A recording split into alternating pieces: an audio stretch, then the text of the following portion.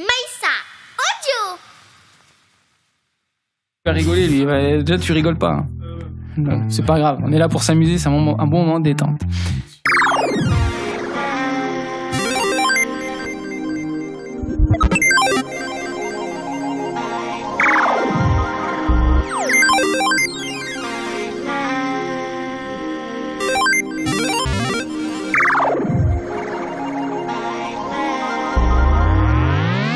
Salut les amis.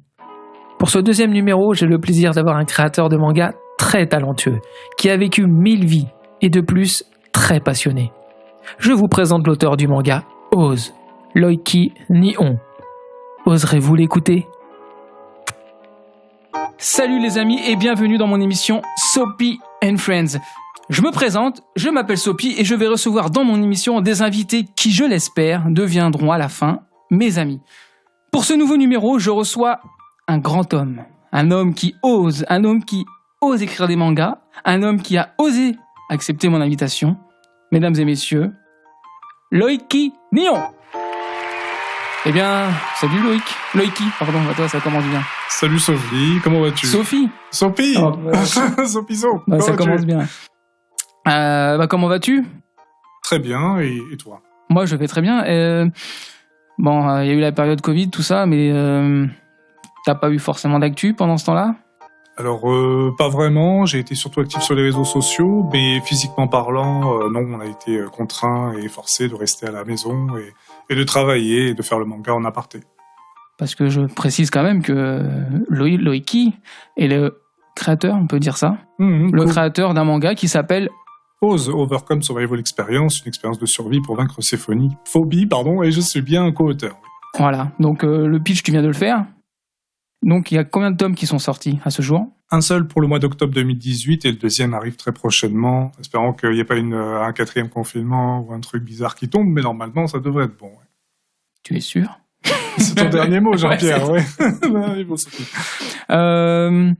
Loiki, mon cher Loiki, peux-tu me parler de tes actus prochaines, conventions, salons Alors oui, donc on sera au premier salon de Romorantin-Lanthenay dans le Loir-et-Cher au début de juillet. Après, on sera également en tournée à Marseille, dans tout le territoire à Marseille, parce qu'on n'avait jamais été jusqu'à présent. Donc on arrive à peu près sur la deuxième semaine du mois de juillet. Troisième semaine du mois de juillet, on se retrouvera à Perpignan pour la première fois. Ensuite, petite pause tranquille pendant une semaine. Mois d'août, on repart un peu partout en France. Donc pour l'instant, les dates sont assez secrètes. En attendant la confirmation, au mois de septembre, nous aurons Compiègne Geek Convention, où on fait notre grand retour avec certainement Jean-Paul Césari. Et ensuite, on repartira sur le mois d'octobre en simultané sur le Héros Festival, gros festival de manga de Marseille, et en aparté en même temps sur le Paris Manga. Donc on attaque les deux pôles en même temps, deux gros salons, sur la même période, le même week-end du 6 et 7 novembre. Après, il y a d'autres salons, etc., mais toute l'actualité, vous pouvez le retrouver sur la page Facebook de Oz. Et juste avant le gros salon de Héros Festival et Paris Manga, vous retrouverez la sortie du tome 1, 2, et du tome 1, nouvelle version, dont je parlerai tout à l'heure, voilà, qui sera le 21 octobre 2021. Eh ben, ça en fait des actus, mon cochon. Voilà, jusqu'au mois de novembre 2022, il y a du boulot. Ouais. Et donc, du coup, parce que moi, c'est vrai que je suis pas trop l'actu, mais les salons commencent à reprendre, alors là. Ah oui, ça y est, oui. Là, il y en a certains qui c'est fini le salon virtuel. Ah non, ça, j'en fais plus. Ça, c'est terminé. Je vise vraiment que les gros, comme la Savoir Retro Game qui sera au mois de novembre, justement. D'accord. Donc, celui-là, il est prévu. Ouais. Mais non, j'arrête tout ce qui est salon virtuel. On a fait une expérience, un peu comme tout le monde. Mais réellement, les ventes ne sont pas au rendez-vous. Donc, l'approche avec le public est beaucoup plus humain, beaucoup plus concret quand on a la personne en face. Et voilà, moi, je peux pas rester dans le côté froid. C'est vrai, parce que je suis allé te voir 2-3 fois dans les salons et c'est vrai que tu es très quand même... tu fais ton job, quoi. Les gens viennent te voir. C'est petit stand, mais le stand, il y a toujours du monde. Je sais pas comment tu fais. Tu les envoûtes, tu fais comment ou... Déjà, premièrement, je casse cette barrière de l'invité avec les invités. J'aime pas ce côté m'as-tu vu, un peu riche, etc. Ça m'intéresse pas. Moi, j'aime bien ce côté proche avec le public. Voilà, c'est pas grave, s'il y a du monde, écoutez, on prend du temps pour les gens, etc. J'ai pas envie de me retrouver en caste spécial, donc c'est un choix volontaire d'être dans un petit stand, c'est petit entre guillemets d'espace, mais grande de cœur. Et voilà, et en fait, à chaque fois que je fais les salons, c'est toujours carton plein, on repart, y a plus de livres. Mais pas parce qu'on bourre les gens pour qu'ils achètent, parce qu'on n'est pas là pour vendre du produit. On est là pour présenter un projet qui est interactif et qui est immersif et qui fait venir les gens dans notre monde. Et c'est ça, Oz, en fait. C'est pas juste un manga, un produit commercial. Et c'est pour ça qu'il plaît au Japon et dans les autres cultures, parce que c'est quelque chose qui rassemble. Un peu comme Michael Jackson avec ses chansons. Ah, belle comparaison. Je pensais que t'allais dire un peu comme Sophie avec ses chansons, mais... Et Sophie et ses amis. Sophie et ses amis. Ah, voilà, je préfère. Et c'est vrai que pour t'avoir vu plusieurs fois en salon, c'est quand même... moi, je me dis, mais comment il fait, le mec? Il est tout le temps... il y a tout le temps quelqu'un. C'est à chaque fois qu'il me disait, ouais, t'inquiète, la dédicace, je te la fais. Moi, il l'a fait 1 heure ou 2 après. Mais c'est vrai qu'il y a toujours du monde. Et pourtant, on n'entend pas trop parler de ton manga. Eh oui. Alors, on l'a vu dans les magazines tels que DBD, j'ai même ramené un article de journal, on l'a vu sur la chaîne Manga dans le top 3 des mangas CNN au mois de novembre 2018, donc 1 mois après sa sortie. On avait fait déjà rupture de stock sur 3000 exemplaires sur une première édition qui est ici, ça c'est un des derniers exemplaires. Ensuite, on a fait un réassort à 5000 exemplaires avec cette 2e édition, où il y en a déjà pratiquement plus vu qu'il y a le 2e tome qui arrive. Et ensuite, on a sorti une 3e édition tirée à 500 exemplaires avec des pages couleurs collector qu'on fait gagner sur les stands, les salons, etc. Parce que Oz a une particularité, comme je le disais, c'est pas que de faire de la vente et de parler avec les gens, c'est également de les faire jouer à des animations et des jeux. Et justement, on récompense les jeux par rapport... Les gens payent les jeux aussi par rapport au lot qu'on offre, etc. Je ne l'ai jamais gagné, ce truc. Si, tu l'as commandé sur le Ulule du top. Ah, pardon, mais comme je l'ai toujours pas reçu... Eh oui, il faut attendre un petit peu. Je suis patient.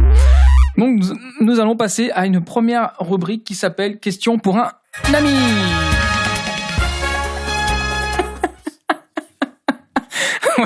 Alors ? Ah ben je suis prêt, Julien, allons-y. Alors, tiens, du coup, pour un ami, t'accepterais d'arrêter ton manga ?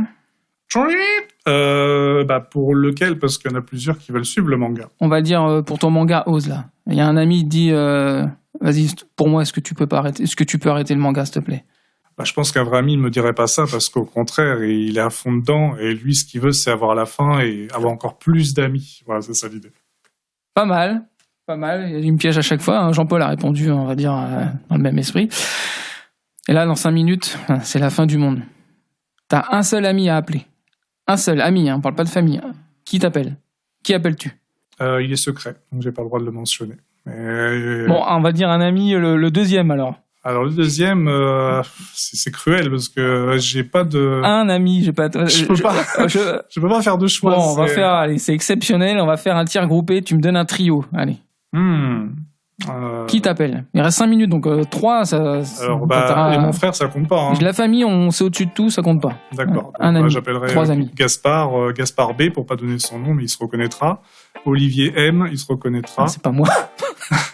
Ah, c'était presque. Moi, c'est Olivier D, mince. Ah oui, mais j'étais plus dans le Olivier S, mais oui, Olivier D aussi, oui, pourquoi pas. Ah, il m'appelle, et tu me dirais quoi ? Que je t'adore. Ah, c'est gentil. Voilà. Je suis pas sûr de te répondre, par contre. Pourquoi ? S'il reste 5 minutes. Oui, bon, on a le temps de se dire Ok. Merci pour cette rubrique. Nous allons enchaîner avec la rubrique Amis. C'est où ? Nous allons enchaîner avec la rubrique Amis Ennemis. Donc je vais te poser des questions, je vais te donner des noms, des villes, des pays, peu importe, et tu vas me dire si c'est ami pour toi ou ennemi. On va faire simple, le Japon. Ami. Et pourquoi ? C'est mon pays de cœur, c'est ma deuxième moitié, on va dire. Je suis moitié français et moitié japonais dans mon cœur, donc je suis coupé en 2. Quoi. Et tu es déjà allé ? Ah oui, j'y déjà allé 2 fois, oui. La première fois, c'était en 2012, ça a été un calvaire. Ouais. La deuxième fois, ça a été le rêve absolu, et c'était en 2018-2019. Prochaine fois, tu m'emmènes ? Pourquoi pas, ouais. Non, mais tu m'emmènes. Ouais, ok. De toute façon, oui, je risque d'emmener dans le tome 2, j'en dis pas plus. Ah, exclu. On en parlera peut-être tout à l'heure, dis donc, s'il y a une exclu. Le sport. Ami ou ennemi ? Ami ? Ah, j'aurais dit ennemi. Non, c'est pour la vidéo, ça va. Ça, c'est confident, ça c'est ennemi, ça. Ah, d'accord. Et lequel, alors ? En sport, le volleyball, tiens. Faut préciser qu'Éloïc mesure 1m95. 95, voilà. Ouais. Donc c'est le sport qui t'irait bien. Le club Dorothée, ami, ennemi ? Ami, bien sûr. Je peux te demander pourquoi ? Toute ma jeunesse a été reposée sur ça, et en fait, le fait d'avoir après rencontré des grands comme Jean-Paul Césari, qui fait partie indirectement d'un des mangas phares de ma vie, Nicky Larson, City Hunter, c'est des choses qui sont immuables. Et puis avoir rencontré aussi Jackie lors d'IDF1, Enfin, quand j'étais petit, j'étais à des années-lumière de me dire, un jour je ferai mangaka, et un jour ce sera à moi également de donner cette flamme du Club Dorothée aux gens, et de rencontrer tous ceux qui m'ont inspiré, hormis Dorothée, pour l'instant que j'ai pas eu encore l'occasion. Ouais, pareil pour moi. Ni Ariane d'ailleurs. Ouais. Benjamin de l'école des champions. Ami, ennemi? Ennemi. Ah, moi j'aurais dit ami. Dis-moi pourquoi. L'école des champions, hein, c'est un dessin animé de notre époque, hein, pour ceux qui ne connaissent pas. Dis-moi pourquoi ennemi alors? Alors moi j'en ai deux en amis dans l'école des champions, c'est Eric et Cesare. Alors pourquoi Eric et Cesare? Eric, parce que simplement c'est un grand qui avait tout dans la vie et qui a tout perdu et qui a dû se reconstruire. Et Cesare, c'est tout l'inverse. C'est quelqu'un qui a tout perdu au début et qui a dû se construire à la force de la rage et de ses valeurs. Et voilà, mais Benjamin, oui, le problème c'est que lui, il est entre les deux. Et bon, il veut apporter du positif, mais réellement, il n'a pas vraiment de conviction. Il n'est pas clair, en fait. Et pour moi, Cesare, c'est l'un des meilleurs. Ah, donc Benjamin, il est faux. Il n'est pas faux, mais j'ai l'impression qu'il essaie de renouer les choses perdues entre les gens. Mais lui-même, en fait, il est déjà dans une histoire d'amour qui est un peu une sorte de spirale, en fait. Donc, c'est un peu compliqué. Ce personnage-là est très, très compliqué. Par contre, les deux autres sont très clairs dans leur choix. Ils savent exactement où ils vont, ce qu'ils font et pourquoi. Et c'est ça que j'aime. C'est vraiment le côté, la conviction et la rage pour pouvoir faire avancer les choses. Donc, on vous invite à regarder, ceux qui ne connaissent pas, l'école des champions. Un dessin animé qui passait à l'époque au Club Dorothée, interprété par... Bernard Minet. Voilà. Oh, il y a eu un blanc. Ah oui. Oh, il y a eu un blanc. J'aime beaucoup la chanson, pour la peine, je la connais même par cœur à la base, donc ça va. Ok. C'est dommage, on n'a pas prévu de live. Pas une instrumentale, là, de type AB. On va voir, on va chercher, on va voir. Les réseaux sociaux, amis, ennemis? Réseaux sociaux, à la fois amis, à la fois ennemis. Vas-y. Alors, amis à une grande époque où j'ai commencé, ennemis maintenant, parce que du coup, on a beaucoup d'amis, mais on a beaucoup d'haters aussi. À partir du moment où on commence à monter en notoriété, et surtout ma mentalité qui est d'aider les gens, à trop vouloir aider les gens, des fois on se fourvoie, et il faut revenir à l'essentiel, qui est aider ceux qui veulent se sauver et laisser ceux qui veulent être à l'écart. Et La cigale et la fourmi, également de Jean de La Fontaine, que j'aime beaucoup comme fable. Donc maintenant, ça suffit. Maintenant, je reste avec des fourmis et je travaille avec la force qui vient d'en bas. Voilà. Tu m'as trouvé le cul. Non. Et pour finir, ton travail, ami, ennemi? Ami. Ami? Oui. Alors pourquoi? Parce que ça me permet de garder les pieds sur terre, ça me permet de garder, comme je suis agent de sécurité incendie, je travaille pour des grosses sociétés avec des gens qui se prennent des fois pas pour ce qu'ils ne sont pas, parce qu'ils oublient qu'ils vont aux toilettes tous les matins et qu'ils finiront comme tout le monde dans la terre. Et quand ils apprennent que je suis mangaka, d'un coup il y a finalement lui il est génial, etc. Donc j'ai pas envie d'avoir la grosse tête, j'ai pas envie de devenir quelqu'un au-dessus des autres, alors que je sais qu'avec Oz on a un certain pouvoir. Et qu'avec ce pouvoir-là, on peut fédérer les gens comme Michael Jackson et d'autres comme Coluche, Balavoine, Martin Luther King, Diana, Robin Williams, et j'en oublie énormément, Queen, Freddie Mercury. Je vais pas faire toute la liste, mais il y a une mitraillette là. Mm-hmm. Et je pense que ces gens-là, ils ont tous souffert en fait. C'est tous des artistes.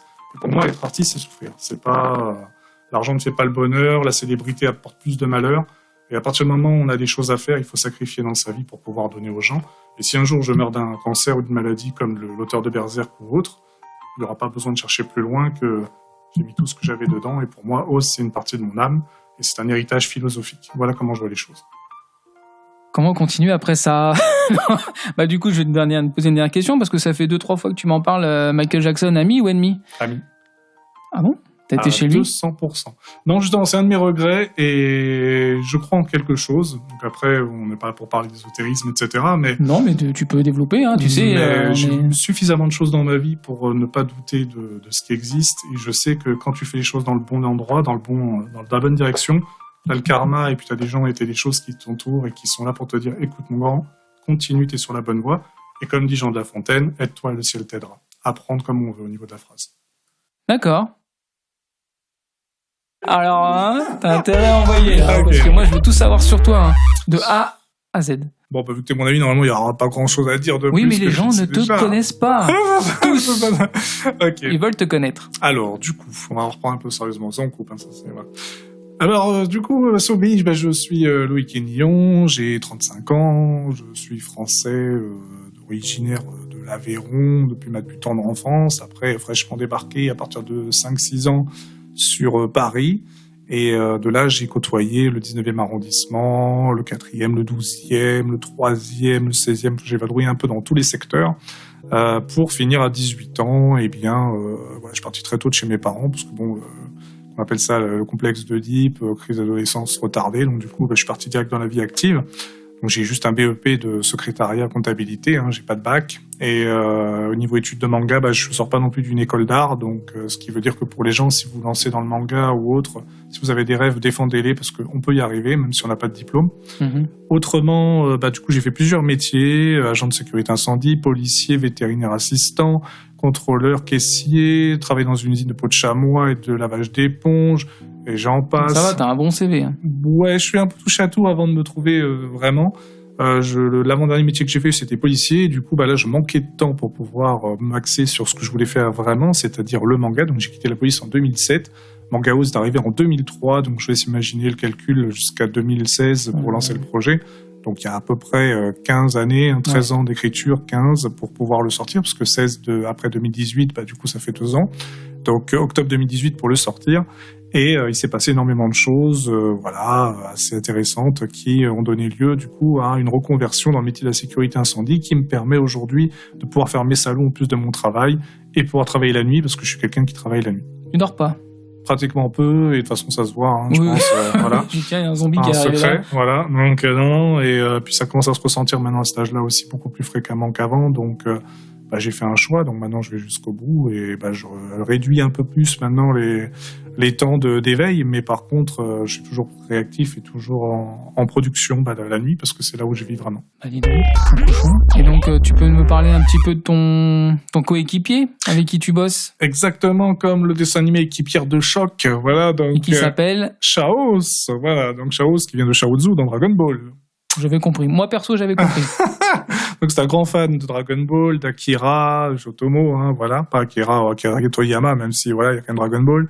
Goldorak, voilà. Et surtout City Hunter, on a comme passion commune City Hunter. Shao, c'est quelqu'un qui a la quarantaine également, qui a des enfants, une famille, et qui, du coup, est ingénieur en informatique.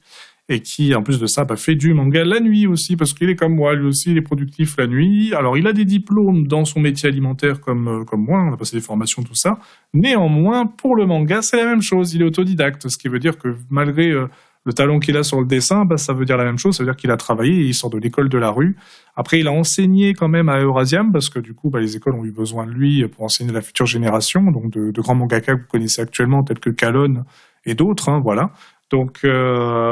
Après, que dire de Chaos? Du coup, que lui, il est tombé amoureux aussi de ce qu'il y a dans OSE, donc il y a eu une certaine essence. Pour ceux qui ont fini le tome 1, ils comprendront très bien dans quelle direction va s'orienter la saison 1 et peut-être même les autres, parce qu'il y en aura plusieurs. Et donc, voilà, j'ai pas grand-chose à ajouter de plus pour lui, à part que Oz et lui et moi, du coup, c'est une histoire d'amour au sens spirituel, et c'est vraiment une union, et ça se ressent autant sur le dessin que le scénario. C'est un peu comme Uderzo Goscinny de chez Astérix Obélix. On est différent au niveau de ce qu'on produit, mais au niveau du résultat, c'est en symbiose, et ça se voit tout de suite dans le projet. Donc là, on peut dire que vous êtes amis. On est amis, et oui, c'est très fort comme relation, ouais, vraiment. Grâce à Oz, tu t'es trouvé un très bon ami, non? Même pas, non, du tout. Parce qu'en fait, Oz est arrivé en 2007 vraiment en mode écriture. Mais à cette époque-là, j'étais à des années-lumière, comme je disais tout à l'heure, que je rencontrerais Chaos par hasard, parce que j'en ai rencontré plein des mangakas, j'en ai eu beaucoup. Par rapport à Café Salé, Katsuka et j'en passe, dans cette époque où il fallait passer des annonces et puis on se faisait accueillir plus ou moins sympathiquement. Après, c'est normal, il faut faire ses preuves aussi, je comprends. Mais à la base, moi, quand j'ai commencé Oz, en fait, j'ai d'autres projets avant. J'ai commencé en 2000, en fait, dans le milieu de la Japanimation, avec le JAD, qui est devenu après le Japan Expo, et puis c'est l'Epitanime, voilà, l'association. Et en fait, là-bas, je faisais des créations de jeux par rapport à des œuvres littéraires existantes japonaises, telles que Battle Royale de Koshun Takami, et le Liar Game également de chez Tonkam. Donc, j'avais créé des jeux sur ça, des GN, des jeux de plateau, des JDR, etc. Mais je tournais en rond, en fait, de 2000 jusqu'à 2006, 2007, et je me suis dit, c'est pas moi, ça. Et quand Oz est arrivé en 2003, j'avais mis ça de côté, et en fait, le destin m'a rattrapé en 2007 dans une situation bien particulière dont j'ai pas le droit de parler. Et de là, du coup, est arrivée notre rencontre avec Chaos par hasard, ou par coïncidence, par le destin, ou par tout ce que vous voulez. On était dans une rencontre franco-japonaise, donc pour rencontrer des Japonais et non pas pour rencontrer des dessinateurs de manga et autres, parce qu'à la base, il y a de tout. Il y a des ingénieurs, des agents de sécurité, des femmes de ménage, il y a de tout. Mais il y avait aussi des étudiants japonaises. Donc nous, à la base, on était là pour trouver une fille, une copine, voilà, genre de choses. Ouais. Et du coup, on nous a assis par hasard, parce qu'ils s'ignoraient totalement que... Bon, moi, j'étais pas encore mangaka à cette époque. J'étais même pas connu dans le milieu du jeu, de la création. J'étais un passionné, quoi, tout simplement. Donc on m'a mis un passionné, tac, à côté, du coup, de Charros, du coup, qu'au début, on pensait qu'il était japonais. Puis on discute en français, et c'était genre les bras fermés, dos à dos, donc c'était pas l'ambiance très très cool pour parler. Et puis, perdu pour perdu, je sais plus qui a entamé la première question, mais c'était est-ce que tu aimes les mangas? La question qui, forcément, Ouais. Voilà, délie les langues. Et de là, j'ai dit oui. Puis après, il dit Club Dorothée. Je dis c'est Nicky Larson. Alors là, bam, c'est parti tout de suite. Puis on parlait. En fait, il y avait comme, je sais pas comment expliquer ça, comme dans les mangas, il y avait comme une sorte de sphère de lumière autour de nous. Vous étiez dans votre bulle. C'est ça. Tout était noir autour. Il y avait plus de son. En fait, plus de son, plus d'image. Et ça partait en musique. Alors là, on s'est rendu compte qu'on aimait le même musicien qui est Michael Jackson, mais vraiment, on est fans à 200% tous les deux. Ensuite, les dinosaures, Jurassic Park, on est à fond, on a les mêmes goûts en fait. C'est assez bizarre, on n'est pas de la même culture parce que lui, il est franco-chinois. Moi, je suis franco-italien et un peu maghrébin, pied noir par mon père, donc algérien. Mais il y a cette résonance en fait qui fait que du coup, on est devenus amis. Ensuite, c'était tous les ans, joyeux Noël, bonne année, etc.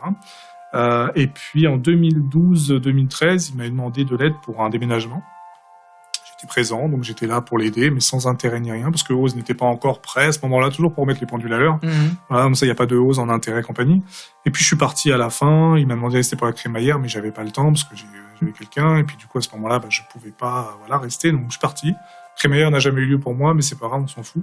C'est du matériel, tout ça. Mais par contre, ce qui est intéressant, c'est que du coup, en fait, tous les ans, on s'envoyait comme d'habitude des nouvelles, jusqu'au jour où, en 2016, du coup, il me recontacte et il me dit, voilà, moi j'ai une proposition pour le Japon, pour les Jeux Olympiques, pour faire une sorte de logo, etc. Et je voudrais jeter un petit coup d'œil à un projet que tu m'avais parlé à une époque. Donc, quand même, je vais quand même toucher un mot, parce qu'il me dit, qu'est-ce que tu fais, toi, dans la vie?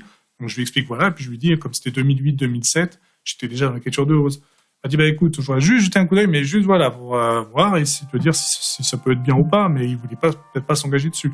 À l'époque, il avait fait aussi en 2007 Holy Wars, qui est un manga de chez Shogun Humanoid Associé. Holy Wars, du coup, qui a fait un seul tome, mais c'était un shonen, du coup, et voilà, il voulait arrêter les mangas parce que, vie de famille, parce qu'il a rencontré quelqu'un, et voilà. Et en 2016, donc, du coup, il me demande, voilà, montre-moi. Donc, je lui montre le classeur de OSE où il y a tous les secrets dedans, que j'ai pas fait venir aujourd'hui, bien évidemment. Bien sûr que non. Non. Mais, et du coup, il m'a posé une question. Il m'a fait un peu des sortes de pièges avec genre, oui, mais pourquoi il y a ça dans le scénario? Mais oui, ça va où, etc. Il a vu que le scénario est vraiment comme un puzzle et qu'il y a des surprises de partout. Et de toute façon, on le voit dans le tome 1, une fois qu'on arrive à la fin, on a bien compris ma psychologie, où est-ce que je vais. Et de là, il a dit, mais c'est béton armé, ça. Et comme ça apporte des valeurs, justement, parce qu'on cherchait un manga qui reprenait l'essence Club Dorothée, c'est-à-dire trait de dessin à la Akira ou City Hunter, on le voit bien dans le grain, et également des valeurs avec à la Michael Jackson, des choses qui percutent à chaque fois, comme les films des années 80, films d'horreur, films d'action, etc. On était dans le côté, on veut pas faire un manga avec du sexe et de la violence gratuite, mais on voulait faire quelque chose qui fasse pousser les jeunes vers le haut, ou même tous les âges, pour pouvoir les emmener vers une direction, et voilà, et donc c'est notre monde et le vôtre, en fait. C'est ça l'idée, quoi. Parle-nous aussi un peu parce que tout à l'heure t'as parlé vite fait de l'histoire de Oz, mais fais-nous un bon synopsis là, comme tu sais le faire. Et puis si jamais t'as des indices ou des trucs à dire pour le tome 2, tu peux y aller, mais t'es pas obligé. Alors on va commencer par le tome 1, le synopsis global. Donc le tome 1 pour moi c'est plus une sorte de prologue, un peu comme Prometheus et Alien. On parlait de ça tout à l'heure en rigolant, mais oui, Alien 8e passager, Prometheus, pour moi Alien Covenant, il y a des liens un peu partout. Donc Oz tome 1 est une sorte de prologue, un préquel, on va dire ça comme ça. L'histoire, ça se passe donc à Paris en 2022. Il y a une multinationale franco-japonaise, Star Unixoft, qui a créé un jeu qui s'appelle Oz, Overcome Survival Experience, qui est un jeu qui soigne les gens de leur peur via un casque virtuel, mais qui est poussé à peu près encore plus loin que les mangas classiques de type SAO, etc., avec seulement la vue, etc. Là, on est plus dans un système, pas Existence, mais presque Matrix, dans un côté qui utilise les 5 sens, en fait.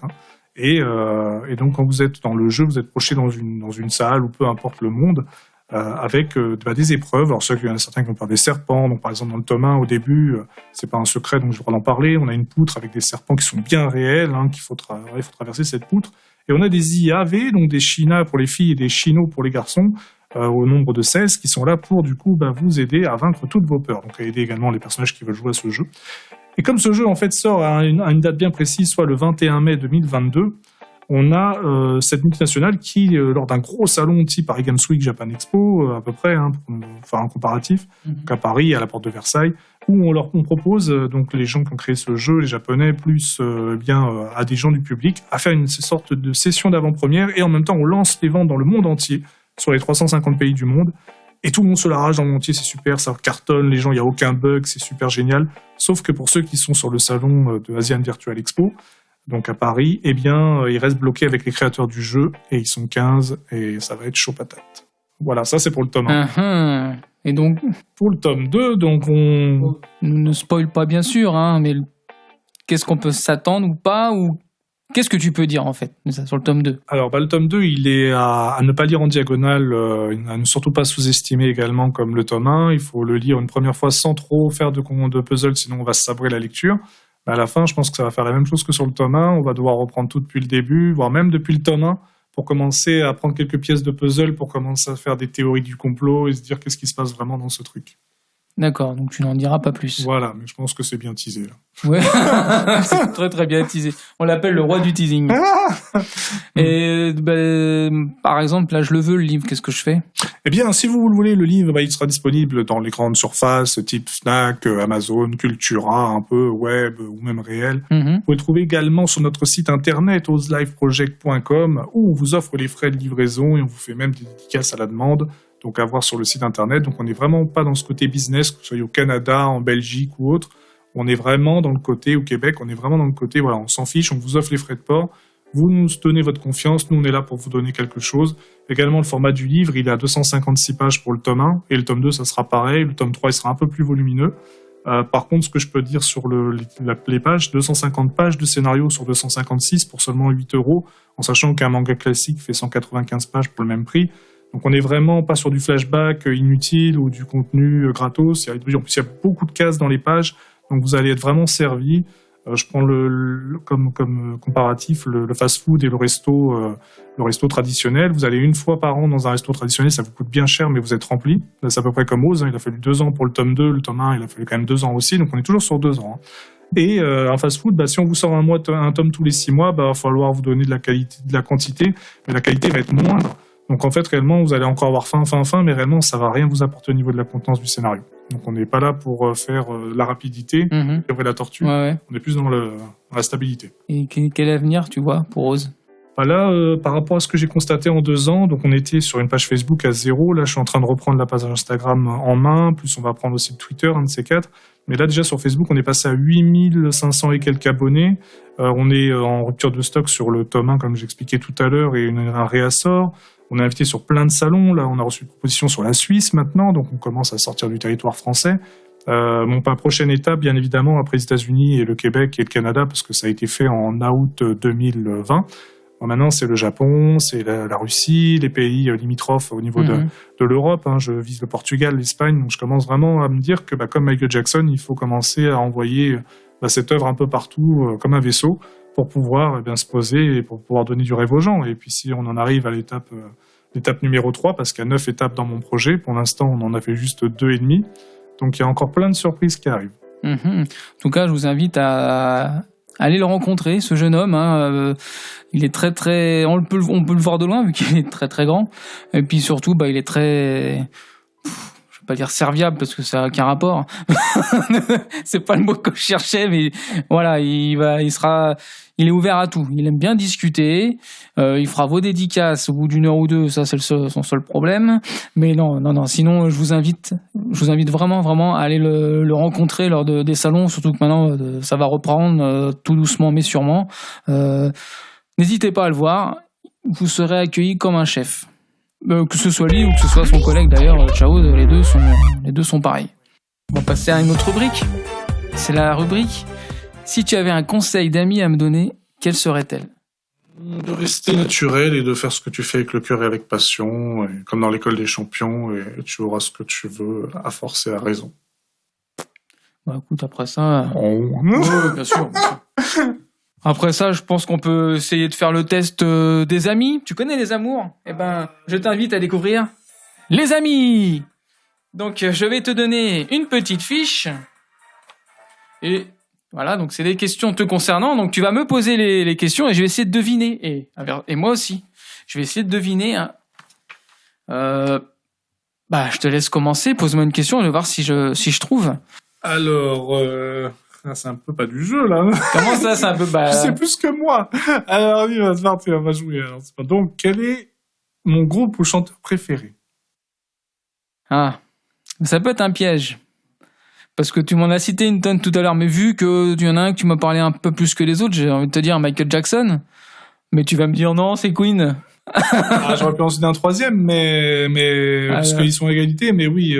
Dis-moi le troisième, tant qu'on y est. C'était le groupe AA. Donc, Take on Me. Alors non, pas celle-là. Ah. En fait, il y en a eu d'autres. Il y a eu Leaving the Boys Adventure Tales, il y a eu October, il y en a eu Apple, il y en a eu énormément en fait. Donc oui, Take On Me est la plus connue. La Crying Wolf aussi, il y en a énormément. Mais en fait, comme mes parents écoutaient ça avec les petites cassettes en format Walkman, je me rappelle la première fois que j'ai été hospitalisé à mes 6 ans, en fait, j'avais ça comme partenaire. D'accord. Dans le petit cassette, en cassette, j'avais donc le premier c'était Take On Me et le deuxième c'était ça va me revenir.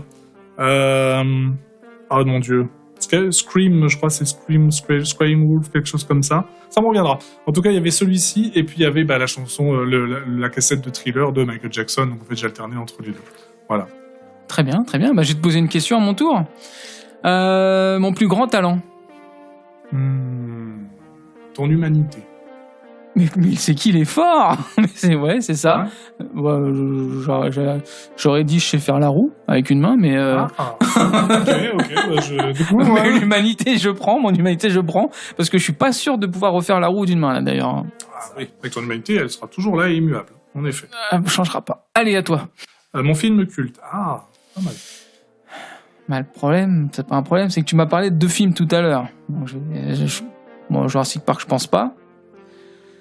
Mais je dirais, tu m'as beaucoup parlé d'Alien ou de Prométhée. Moi, je dirais Alien, mais vu la tête que tu me fais, non? Top 20, je dirais. Top 20? Non, mais là, on va... top 10 sur le premier que tu avais dit, mais pas dans le top 5 déjà. Jurassic Park. Est-ce que... donne-moi un petit indice quand même. Je l'ai dit pendant l'interview, j'ai cité... Alors, peut-être pas en version film, mais j'ai dit un truc qui est un peu équivoque. Ok. C'est un film de science-fiction. Je te dirai mon top 3 après. C'est un film de... Comment je peux le classifier, celui-ci C'est compliqué, il est un peu particulier. Un peu futuriste, on va dire.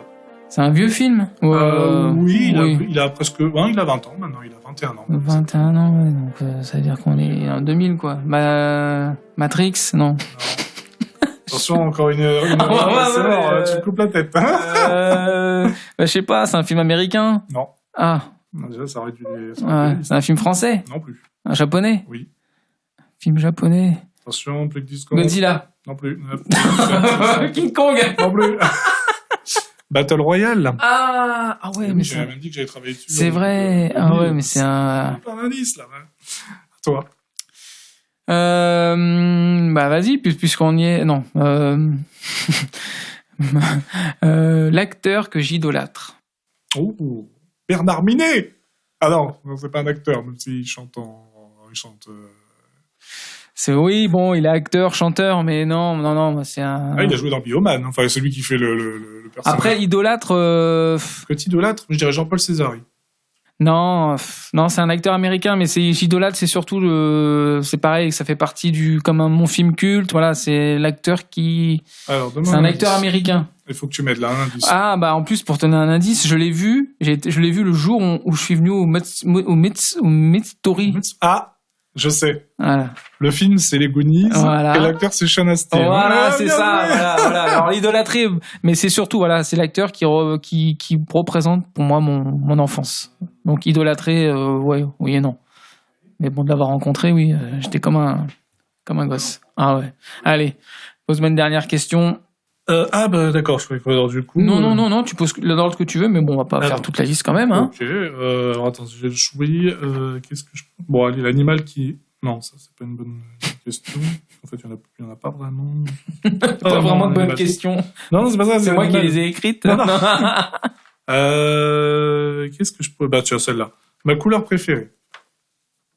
Elles sont bien les questions. Le problème, c'est qu'il y en a beaucoup. Ouais. Je dirais bleu. Ça pourrait être une bonne réponse. Parce que je vois du bleu sur ton t-shirt. Ose. Non. Vert alors. Non plus. Dernière réponse. Est-ce que c'est sur ton t-shirt? Je sais pas. On va dire oui et non. Oui et non. La réponse est quelque part dans cette pièce. La réponse. Bah, rouge. Faux. C'était une dernière mauvaise réponse. Et ben, la réponse, je vais te la donner. Regarde ton t-shirt et tu vas voir c'est dessus. Jaune. Ah, jaune. Claude Dorothée. Je suis pas sûr qu'on soit fait pour être amis. Mais on se connaît pas assez. En plus, je pensais que tu allais me demander ma plus grande phobie, vu que oh, ça parle des phobies. Maintenant, tu m'as pas posé la question. Mon heure de naissance. J'hésite entre 2 heures. Ah, bah déjà, dis-moi, je vais te dire si t'es loin ou si t'es pas loin. C'est soit un 5, soit un 17. Bah, ni l'un ni l'autre, mais t'es plus proche de l'un que l'autre. Ça va être vachement. Bah oui, t'as dit que c'était entre ça et ça, et moi je te dis, c'est pas ça. Un 8. On va dire que c'est le matin, t'es pas loin. Un 9. Alors, je suis un peu plus tôt quand même. Un 7. Ah, d'accord, ok. Bah, c'est de la chance en plus. Hein. 7 heures. Bah, tu es chanceux de toute façon. Bah, ça se voit de nature, mais. Ah bon, c'est la chance? Bah, je pense que oui, t'as quand même tous une bonne étoile et je pense qu'on a vécu des choses incroyables. Donc, oui, je confirme que le 7 te porte bonheur. Bah, c'est très gentil, dis donc. Ouais. C'est dit avec le cœur. Quelle est ma plus grande phobie? Qu'est-ce qui pourrait te faire peur? De perdre quelqu'un de ta famille. Ah oui, bah ça, oui, ça c'est une. Oui, ça c'est une très très grande phobie, ça, oui. Mais elle compte, hein, pour moi. Elle ah oui, ça, oui. Oui. Que... C'est vrai que moi j'étais parti sur un animal, mais c'est sûr que oui, c'est une très grande phobie. Alors, si c'est un animal, ta phobie, il faut que je devine laquelle. Ah non, c'était très bien ça. Ah non, c'est vrai que moi je pense toujours, quand on dit phobie, c'est vrai qu'on dit une araignée, une souris, mais c'est vrai qu'on pense pas à la mort des autres, des proches. Donc du coup, toi t'as une question pour moi? Non. La même. Quelle est ma plus grande phobie, vu qu'on est dans les phobies? À mon avis, vu que tu viens de me dire que c'était de perdre quelqu'un de ma famille, je pense que toi c'est pareil. Non. Non, ta plus grande phobie? Non, ça j'ai accepté. Pour moi, la mort, comme je crois en quelque chose de cercle un peu réincarnation, ouverture. Ta plus grande phobie? Même mourir, ça ne m'effraie pas. La mort ne me fait pas peur. C'est bon, maintenant j'ai compris. D'être seul? Non plus. Non. Parce que de toute façon, quand on disparaît, on revient plus ça. Oui. Plus grande phobie?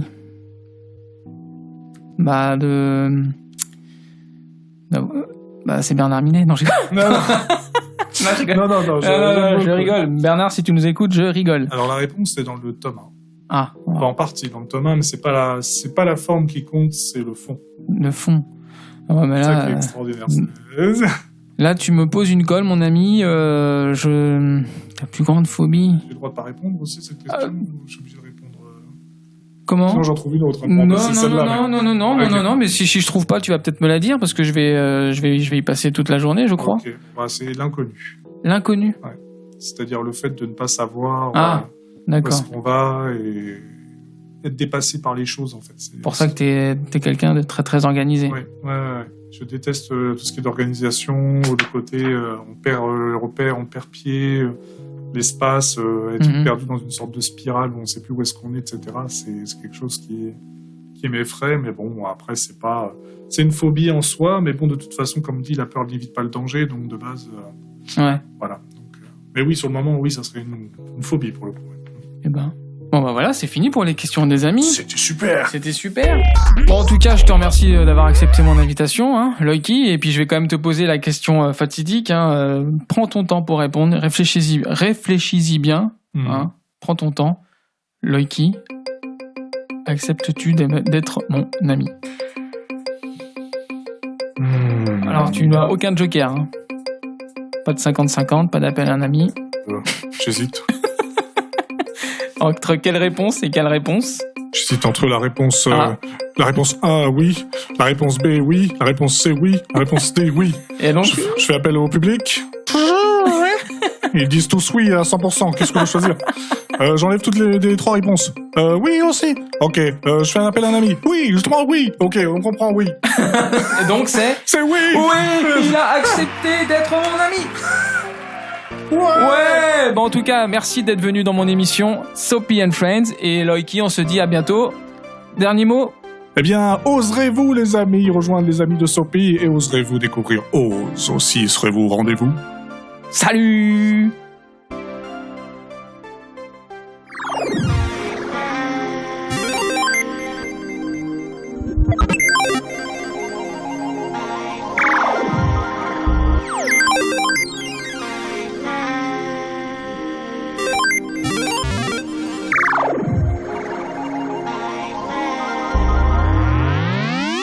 Ce podcast est présenté par Soapy, produit par Maïssa Audio. enregistré et réalisé par Franck Philoxène. Au studio Louis Arabou.